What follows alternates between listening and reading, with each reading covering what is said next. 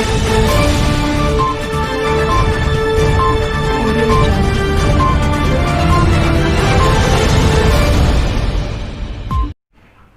मैं अशोक सिंह अपने YouTube channel विमर्श में आपका क्रांतिकारी इस्तकबाल करता हूं। हफ्ता का यह एपिसोड बहुत ही भारी मन से आपके बीच लेकर आया हूं। इस सप्ताह बिहार लौट रहे प्रवासी मजदूर और बिहार में विधानसभा चुनाव की धमक को लेकर मैं एक विस्तृत रिपोर्ट आपके समक्ष प्रस्तुत करने वाला था, जिसमें नीतीश के कुर्सी पर मंडराते खतरे को हमने दर्शाया है। लेकिन इसी बीच श्रमिक ट्रेन से अहमदाबाद से मुजफ्फरपुर लौट रही एक महिला की मृत्यु की खबर को मैंने प्राथमिकता के साथ दिखाना जरूरी समझा, क्योंकि मुजफ्फरपुर से मेरा खासा लगाव है। मेरा वह गृह जिला है। मित्रों, यह खुला आकाश ही हमारा स्टूडियो है। कम संसाधन के बावजूद हमारा कोई व्यावसायिक या राजनीतिक मकसद नहीं है। हम विमर्श को सच की आवाज़ बनाकर आंदोलन की तरह खड़ा करना चाहते हैं। जो हमारी मुहिम जुड़ रहे हैं वे सत्ता की आंख में आंख मिलाकर बात करने का हौसला रखते हैं, ऐसा मेरा मानना है। इसलिए आपसे निवेदन है कि हमारे वीडियोज जो आपको पसंद आ रहे हैं उसको कृपया लाइक करें, सब्सक्राइब करें, शेयर करें और कमेंट करें। मैं अपनी पत्रकारिता का धर्म निभाते हुए पहले इस कविता से आपकी अंतरात्मा को जगाता हूँ, फिर उस 100 के पास ले चलता हूँ जो मुजफ्फरपुर स्टेशन पर उस प्लेटफॉर्म पर पड़ा हुआ है। तो सुनिए यह कविता। बात लिखो, हम चांद लिखेंगे, तुम जेल में डालो, हम दीवार फांद लिखेंगे, तुम FIR लिखो, हमें तैयार लिखेंगे, तो हमें कत्ल कर दो, हम बन के भूत लिखेंगे, तुम्हारे कत्ल के सारे सबूत लिखेंगे, तुम्हारे कत्ल के सारे सबूत लिखेंगे, और तुम अदालतों से बैठकर चुटकुले लिखो, हम सड़कों दीवारों पे इंसाफ लिखेंगे, बहरे भी सुन ले इतनी जोर से बोलेंगे, अंधे भी पढ़ ले इतना साफ लिखेंगे, तुम काला कमल लिखो, हम लाल गुलाब लिखेंगे, तुम जमीन पे जुल्म लिख दो, आसमान पे इनकलाब लिखा जाएगा। ये नज़्म कश्मीर का नाम है, ये नज़्म AMU का नाम है, ये नज़्म जामिया का नाम है, ये नज़्म UP का नाम है, ये नज़्म JNU का नाम है, दिल्ली का नाम है, ये नज़्म उन तमाम जगहों का नाम है जहां रात के अंधेरों में जुल्म ढाया गया कायरों बुज़दिलों के द्वारा। कि सब याद रखा जाएगा, सब याद रखा जाएगा, सब कुछ याद रखा जाएगा। और तुम्हारी लाठियों और गोलियों से जो कत्ल हुए हैं मेरे यार सब, तुम्हारी लाठियों और गोलियों से जो कत्ल हुए हैं मेरे यार सब, उनकी याद में दिलों को बर्बाद रखा जाएगा। सब याद रखा जाएगा, सब कुछ याद रखा जाएगा, सब याद रखा जाएगा, सब कुछ याद रखा जाएगा। और तुम स्याहियों से झूठ लिखोगे हमें मालूम है, तुम स्याहियों से झूठ लिखोगे हमें मालूम है। हो हमारे खून से ही हो सही सच जरूर लिखा जाएगा, हो हमारे खून से ही हो सही सच जरूर लिखा जाएगा। सब याद रखा जाएगा, सब कुछ याद रखा जाएगा, ताकि तुम्हारे नाम पर ताउम्र लानतें भेजी जा सके, ताकि तुम्हारे मुजस्समों पर कालिखें पोती जा सकें। तुम्हारे नाम, तुम्हारे मुजस्समों को आबाद रखा जाएगा, सब याद। अब स्क्रीन पर इस तस्वीर को देखिए। यह मुजफ्फरपुर बिहार के एक रेलवे प्लेटफॉर्म पर पड़ी 23 वर्षीय दुखियारी माँ का शव है। भारत माता की लाश है, हमारे मर चुके जमीर की लाश है, या भारतीय लोकतंत्र की लाश? फैसला आपको करना है। भारत का जमीर मरा पड़ा है, जिसे वह बच्चा जिंदा समझ रहा है, बार बार ढके कपड़े को उठाकर अपनी माँ को जगाने का प्रयास कर रहा है, या हमारी जमीर को? यह फैसला तो हम ही को करना होगा। अगर अब भी चुप रहे तो बहुत देर हो जाएगी। इसलिए मैं आज बोल रहा हूँ, आपके भीतर सोती इंसानियत को भी तौल रहा हूँ, क्योंकि आवाम का एक बहुत बड़ा हिस्सा जागरूक नागरिक की परिभाषा बदलकर अंधभक्त बन गया है। इसके लिए कोई जिम्मेदार नहीं, क्योंकि किसी के जिम्मेदार होने की व्यवस्था खत्म हो चुकी है। आइए भारतीय जमीर के अवसान की शोक सभा में शामिल होइए। विकास, सुशासन और प्रशासन के अनेकानेक प्रश्नों को लेकर जो यह शव पड़ा है, वह हमारे विकास यात्रा की कहानी है, जो गुजरात मॉडल से शुरू होती है और हमारे मस्तिष्क में धुंध बनकर ऐसे छा जाती है जैसे आसाराम का परमलोक पूरी तरह प्रतिस्थापित हो गया है। जी हाँ, अहमदाबाद से चलने वाली श्रमिक स्पेशल ट्रेन को मुजफ्फरपुर तक के 1700 किलोमीटर के सफ़र को तय करने में 60 घंटे लग जाते हैं। जहाँ से ट्रेन चली वहाँ भी आपकी सरकार, जहाँ ट्रेन पहुँची वहाँ आपकी गठबंधन सरकार, केंद्र की सरकार आपकी, गलथेथर रेल मंत्री आपके, व्यवस्था आपकी, जिम्मेदारी आपकी। ट्रेन में न खाना, न पानी, न पंखा, न बिजली, कोई पूछने वाला नहीं। 47 डिग्री के तापमान में मानो सरकार ने सबको मारने का इंतजाम करके भेजा हो। जो बचे अपनी किस्मत से। गाल बजाते ट्विटर पर व्यस्त हैं मंत्री, कहते हैं हम तो 1200 श्रमिक ट्रेन चलाना चाहते हैं, राज्य सरकारें दिलचस्पी नहीं ले रही। सरकार ने कहा बीमार थी वह। इस तरह की 20 से अधिक घटनाएं रिपोर्ट की जा चुकी हैं। पहले तो मंत्री इस्तीफा भी देते थे, अब तो वह चलन भी गायब है। बमुश्किल कुर्सी पर कब्जा हुआ है। सो संसद हो, संविधान हो, संवैधानिक संस्थाएं हो या सर्वोच्च अदालत, सब एक ही मास्टर की से खुलते हैं और उसी मास्टर की ने आपका दिमाग भी लॉक कर दिया है। इसलिए हो सकता है आपको कोई फर्क ना पड़े, लेकिन मनुष्य मनुष्य होने की तलाश अभी भी कर रहा है। इसलिए मैं बोल रहा हूँ, आपको झकझोर रहा हूँ। प्रवासी मजदूरों की यात्रा का यह वीडियो। सरकार जो है कोरोना में फेल है, पास है? नहीं, एकदम फेल है। एकदम फेल है? हाँ, एकदम फेल है। एकदम फेल है? हाँ, एकदम फेल है। नहीं, क्या लग रहा है जो बोलते कुछ है, करते कुछ है वो लोग।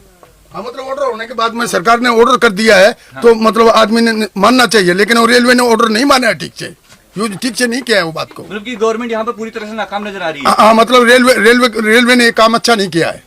रेलवे काम नहीं चाहिए, तो सरकार अच्छा काम कर रही है। हाँ, मोदी ने तो ऑर्डर किया है, तो ऑर्डर करने के बाद में तो इन लोगों को मानना चाहिए। लोगों को सुविधाएं मिलनी चाहिए। हाँ, सुविधा नहीं मिल रही है। जी जी, उत्तर प्रदेश में आप जब आए, जब उत्तर प्रदेश की बात कर लेते हैं, हाँ जी, यहाँ पर सरकार की तरफ से कुछ व्यवस्थाएं नहीं, इधर से कोई सुविधा नहीं, इधर तो कुछ कोई किसी किस्म का कोई आदमी अंदर बोगी के अंदर आके दुख सुख का किसी ने पूछा ही नहीं है। किसी ने कुछ दुख सुख आपके बारे में कुछ पूछा? कोई नहीं पूछा, कोई आदमी नहीं आया। पानी है कि नहीं, टॉयलेट में पानी है कि नहीं है, बत्ती है, पंखा है, क्या सुविधा, क्या तकलीफ है, कोई आदमी पूछने नहीं आया। सिर्फ भेड़ बकरी की तरह ठूस दिया। हाँ बस, हाँ बस, अंदर डाल दिया।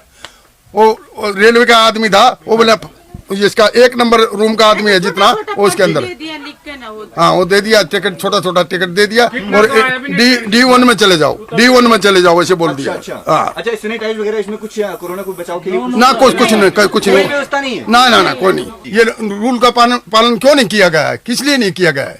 ऑर्डर किया है तो रूल का पालन होना चाहिए ना। तो रेलवे ने क्यों ऐसा गलती किया है? ये और इधर नहीं, इधर तो बहुत गलती कर रही हूँ, बहुत ज्यादा हो रही हूँ। यूपी से सुविधाएं हो रही है? यूपी से सुविधा तो नहीं है, कोई भी पूछने नहीं आ रहा है, कोई भी नहीं। हाँ जी मैम, आदमी सब मरण लग रहे हैं उधर। इसी तरह की एक तस्वीर ने 1993 में पूरी दुनिया को झकझोर दिया था, जब दक्षिण अफ्रीका में अकाल पड़ा था।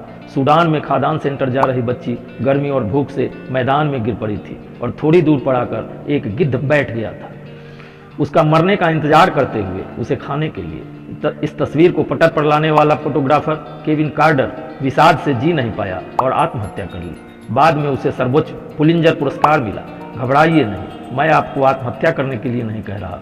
मनुष्यता में अमीरी गरीबी का फासला, सुविधा और असुविधाओं का फासला, सहमति और असहमति के फासले में कम से कम देश को बचाइए।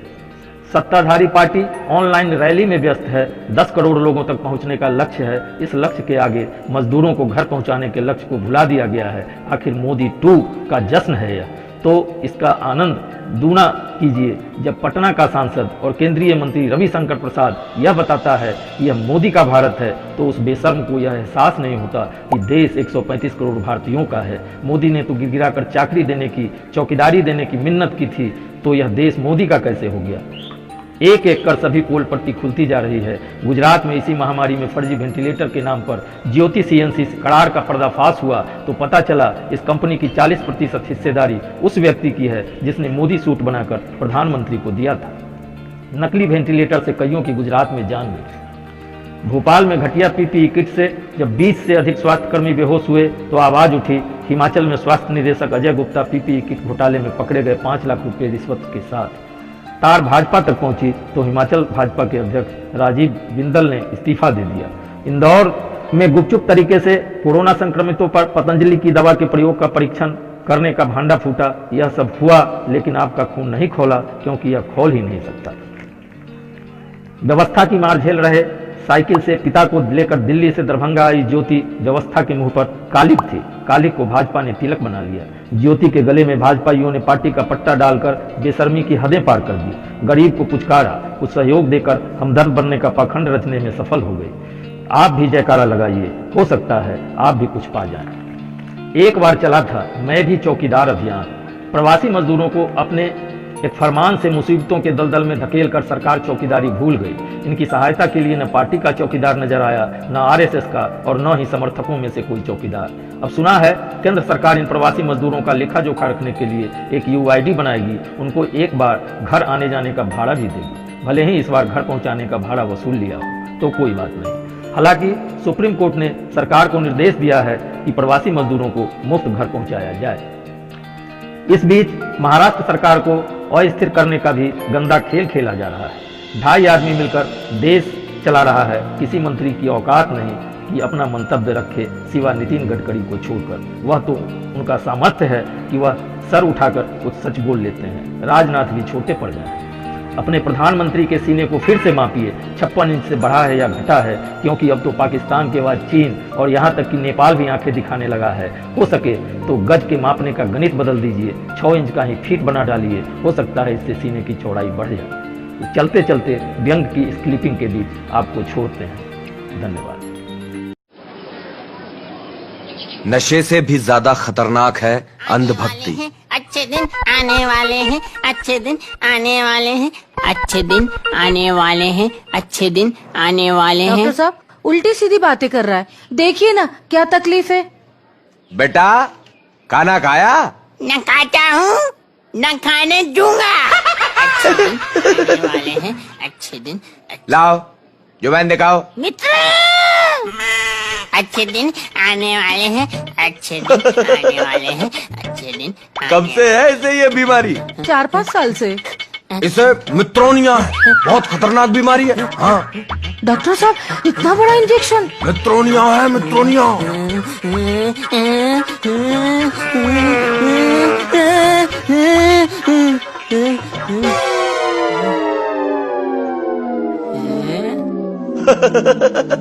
क्यों बेटा अब बताओ, अच्छे दिन? जुमला है। बधाई हो। डॉक्टर साहब कोई परहेज? ठगने वालों से बच के रहना, अंधभक्त नहीं देशभक्त बनो।